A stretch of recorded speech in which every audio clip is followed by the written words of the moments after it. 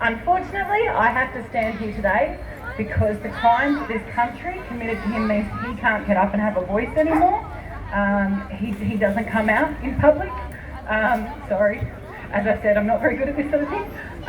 But very emotional because I see every day the suffering he lives through so that we can choose, and now we're no longer being able to choose. So I have some other words to read that I didn't write. They're something that I've shared time and time again on my Facebook, because I want to remind you all that we are all connected, that if you are vaccinated or unvaccinated, we are all the one sort of people, and we need to stand up together against the government rather than dividing one another. So I'm going to reiterate, these words aren't mine. I haven't been able to find a source for them, but I just wanted to read them out because in this pandemic, this is the one thing that just keeps ringing true for me. The vaccinated people are scared. They're scared to get COVID. They're scared someone they love might get it and possibly die from it. They were worried they might not get to travel again and see their international families. They're not ignorant or sheeple. They feel like they're doing the right thing for themselves and the people around them. This may not have been an easy choice. Unfortunately, they may have felt obligated to do so. They might have been scared they may lose their job. They might have been scared to get the needle. Whilst you might not agree with them, it's important to understand why these people have made their choice.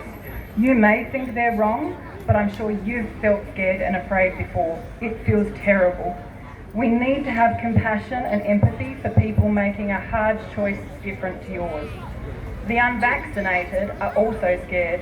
They're not inconsiderate monsters who thought, I'm trying to screw over the rest of the people by not getting my vaccine. They're worried about the long-term side effects. They're worried about their immune systems.